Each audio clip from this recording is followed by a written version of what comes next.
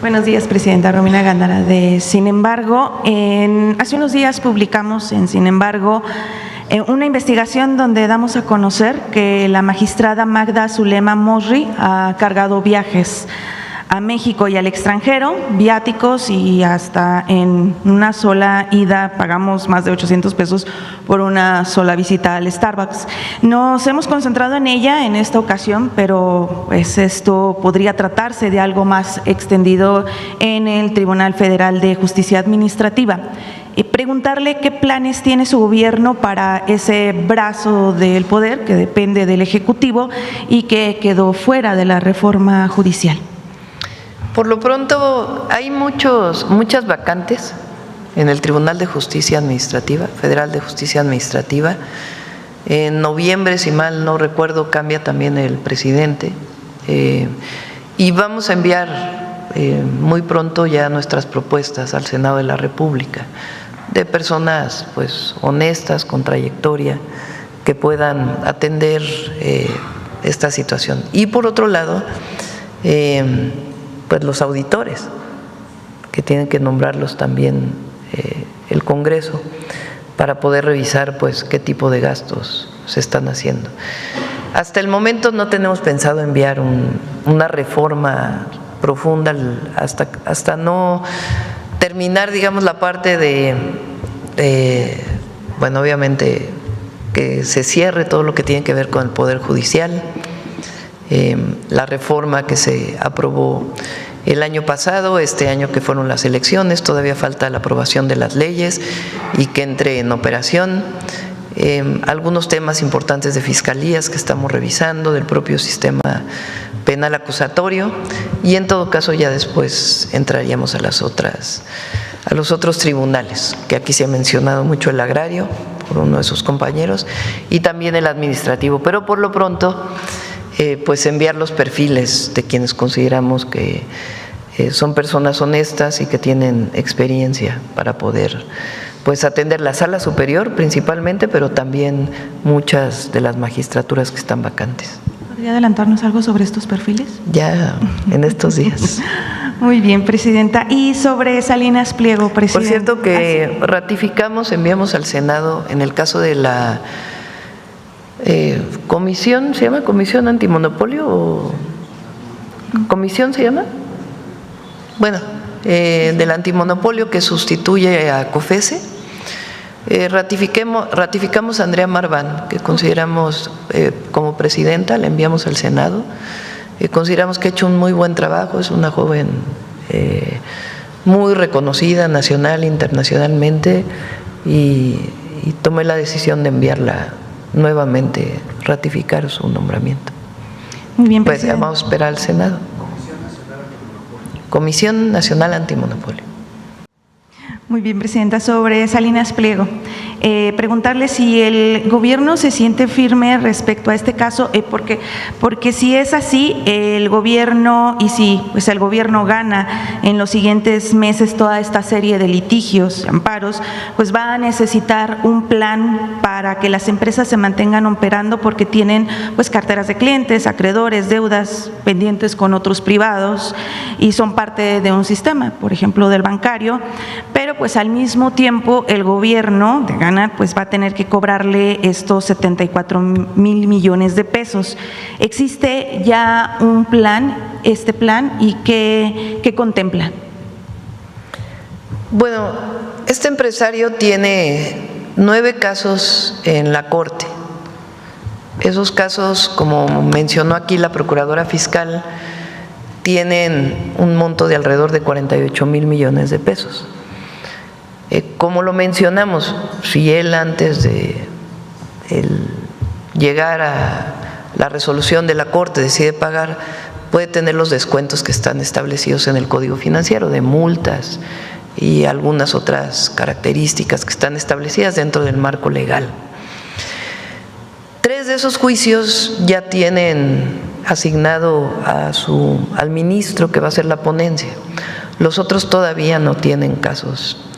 Los otros casos que mencionó hace ya varios meses la procuradora, están en otros niveles, en juicios de otros niveles, no han llegado a la Corte todavía, están en tribunales colegiados, algunos en tribunal administrativo, entonces todavía requieren su proceso, que con la nueva ley de amparo, en el caso de los amparos, pues serían procesos más cortos que lo que había antes, esperando pues que se apruebe la ley de amparo. Ahora, todavía hay varios procedimientos hacia adelante que están establecidos en el Código Financiero.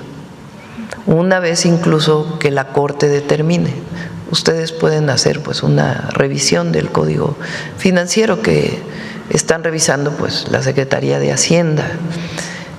Son varios procesos para poder cobrar las deudas de este empresario o de algún otro empresario o alguna otra persona que tuviera alguna deuda con el SAT, con el Servicio de Administración Tributaria.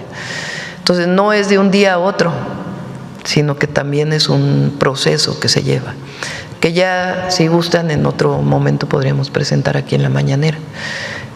Pero fíjense cómo era el sistema. O sea, incluso con todas las modificaciones al Poder Judicial, a la ley de amparo, a otras leyes, todavía hay procesos distintos que se tienen que seguir. Y también, pues depende de la empresa que deba, porque sí es un conglomerado de empresas, pero pues depende de la empresa que deba. Entonces, pues han estado trabajando con este caso y otros, porque no es el único, para poder, pues, en caso de la resolución de la Corte, ¿qué se haría? ¿Y no se ha acercado el empresario para recibir estos beneficios y pagantes? No. Muchas gracias. Se ha dado la información, pero no ha habido de parte del empresario o de sus representantes legales algo que diga sí voy a pagar. Muchas gracias, presidente. Ahora nos quedamos con la fila de adelante. Presidenta, muy buenos días a sus invitados. Javier Pérez de HCTV Noticias y Neurona Digital en Web Noticias. Pues bueno, Presidenta, hablando de otras mujeres y retomando un poquito el tema de Dina Boluarte, fue una heroína dentro de lo que es políticos de la derecha en el continente, incluso recibió y fue a visitarla Felipe Calderón, Alejandro Moreno, la nombró a usted, me refiero con mucho respeto, como no grata dentro de su país. Esta reflexión acerca de lo que está sucediendo en Perú con Pedro Castillo, pero sobre todo el impacto que tiene en la derecha, pues que la hayan destituido desde el Congreso de su país. Y aprovechando en este mismo tema, pues María Corina Machado en Venezuela, que pedía la intervención en elecciones para ahora sí que del país del norte, su reflexión acerca de estas dos personas. Más que de las personas, sobre todo pienso que en el caso de Perú, que es una buena parte de la destitución de Pedro Castillo, o una de las razones, o unas razones profundas, tiene que ver con un racismo y un clasismo muy grande, que no solo hay en Perú, sino en muchos países, y particularmente en América Latina. En nuestro país, afortunadamente, el movimiento de transformación que representamos, pues tiene que ver con acabar con el racismo y el clasismo, y reconocer a las personas, como lo establece la Constitución, como iguales. Y eso tuvo mucho que ver en la destitución de Castillo. Nosotros defendemos lo que defiende la Constitución, la autodeterminación de los pueblos. Un pueblo debe determinar cómo se gobierna. Así como nosotros no queremos que nadie intervenga en las decisiones de nuestro país de cómo nos gobernamos, así debe ocurrir en todos los países. La autodeterminación de los pueblos y la democracia, que se defina democráticamente quién gobierna, pero poniendo por encima de todo que es el pueblo de cada país el que debe decidir. Sobre María Corina Machado, que recibe el Premio Nobel. Sin comentario.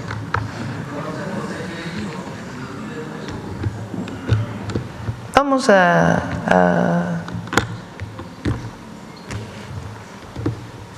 comentamos, le pedimos al canciller que venga el lunes para poder platicar.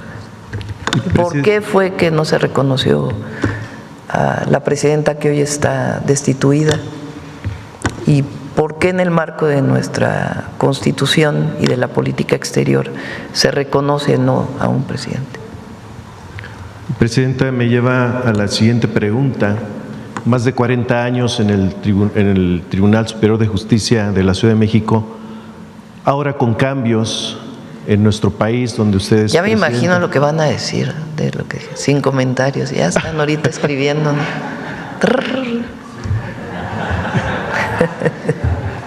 Pues su posición como presidenta, hay gobernadoras hoy, de la apertura del 2018 a la fecha, hay una democracia en nuestro país donde el pueblo tiene el poder de elegir a quienes lo manden. Se ha demostrado en diferentes estados, en municipios, en secretarías de gobierno.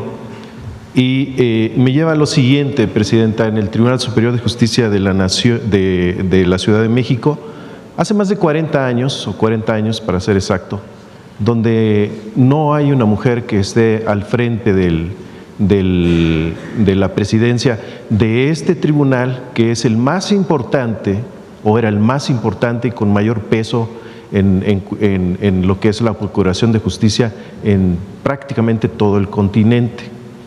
Hay elecciones internas. Que decidan, no me voy a meter. Que decidan, perfecto. Sí, que decidan ahí.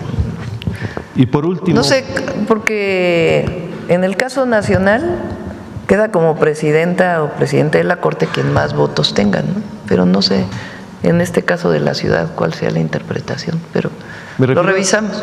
A los tribunales en general, porque también se ha hablado de una reforma a las procuradurías, al sistema de justicia penal. Siempre va a estar a favor de que haya más mujeres en la toma de decisión, pero en este caso en particular… Y votación, y que se pudiera votar, también que el pueblo pudiera decidir. Hay que revisarlo, vamos a revisarlo. No, por eso digo, ya hicimos una primera reforma muy importante al Poder Judicial, hay que cerrar esta reforma y en todo caso hacer una evaluación para los otros tribunales, el agrario, el administrativo. Por último, Presidenta, si tiene usted algún informe de cómo va la reforma al agua, y bueno, también la derecha se ha pronunciado ya en voto en contra de la ley aduanera, que ha causado muchísima polémica al interior de partidos de derecha. Pues gracias. Vamos a estar en contra. Rara vez votan algo a favor. Muy buenos días, Presidenta, y funcionarios y funcionarias que la acompañan. Presidenta, ayer estuvo presente aquí el director del SAT.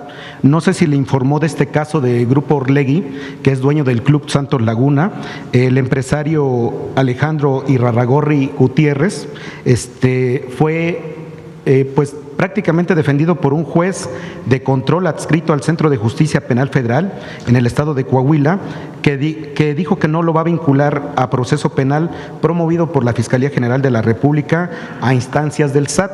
Este empresario debe 1.300 millones de pesos, Presidenta. Conocer su opinión y si su gobierno va a impugnar este caso. En todos los casos se impugna. Cuando el SAT presenta una denuncia fundada penal y hay un juez que da una suspensión, un amparo, pues evidentemente se continúa con el caso. En este y en otros casos siempre se impugna. Y en particular sobre este caso, pues le pedimos una nota a Antonio para que podamos difundirla. Ok, continuando con el tema de Coahuila, Presidenta, a poco más de un mes de la renovación del Poder Judicial, aún existen resistencias de algunos impartidores de justicia que lograron enquistarse al sistema y fueron ratificados en las pasadas elecciones. Un ejemplo de esta situación es el Centro de Justicia Penal de Torreón, Coahuila, que precisamente acabo de hablar de ese tema, en donde se mantuvo al coordinador Becker Rodríguez Gámez y prácticamente se quedaron la mayoría de los jueces. Esto ha generado muchas dudas, sobre todo ahora que el gobierno que usted encabeza está luchando por terminar con el delito de huachicol, ya que fue en Torreón donde detuvieron a un personaje relevante conocido como el Mono Muñoz, que fue puesto en libertad por el juez de control José Samuel Borrego Rodríguez. Esta actitud del juez Borrego Rodríguez contrasta mucho con lo que ha tenido en otros casos, ya que es el mismo juzgador que ha ignorado a la autoridad federal, quien desde hace 9 meses le giró un exhorto para que enviara el expediente del empresario Arturo Gómez Lara, detenido en la Ciudad de México y enviado a Torreón en 2023 por un delito que no se le pudo comprobar. De hecho, hace 40 días que se determinó la no vinculación a proceso de esta persona porque no había pruebas, vínculos ni motivos, redactó el juez federal y sin embargo sigue privado de su libertad. En este contexto, Presidenta, con la reforma al sistema de justicia penal, una actuación de este tipo sería motivo ya para que el nuevo Tribunal de Disciplina Judicial tome cartas en el asunto. Sí. Es muy importante el trabajo del Tribunal de Disciplina Judicial. Recuerden que elegimos a la Corte, magistrados, jueces, y también elegimos al Tribunal de Disciplina Judicial. Son 5 personas que resultaron elegidas. Desde mi muy particular punto de vista, este tribunal debería tener, a partir de incluso de las leyes que ya se modificaron y las nuevas leyes, pues un esquema de cómo evaluar y sancionar a los jueces y frente a quién puede presentar una denuncia a este tribunal. Antes, recuerdan, era el Consejo de la Judicatura, ahora es este tribunal. Si un juez actúa mal o presuntamente, vamos a decir, actúa mal, pues este tribunal tiene que determinar cuáles son las sanciones o cuál es la investigación que se hace y los criterios de investigación para poder sancionar a un juez. Es fundamental que este tribunal pues pueda, incluso si lo puede hacer público sería muy bueno, informar cuáles son los criterios de evaluación de los jueces y cuáles son las sanciones que se aplicarían, porque tienen que ser a partir de un reglamento, no puede ser subjetivo o de una serie de criterios. Este juez que tú comentas, pues si hay una denuncia, por ejemplo, de este juez, ¿cómo actuaría el Tribunal de Disciplina Judicial? ¿Cuáles son los criterios que están determinados? ¿Cuál es una primera sanción disciplinaria, segunda, tercera? ¿En qué momento toman la decisión de, a partir de las pruebas que se presentan, qué juez presuntamente cometió corrupción o cometió corrupción o no? Entonces, es muy importante, considero, que este tribunal pues muy pronto pueda hacer públicas cómo va a operar y cómo se va a sancionar a los jueces. Lo digo de manera respetuosa y respetando su autonomía.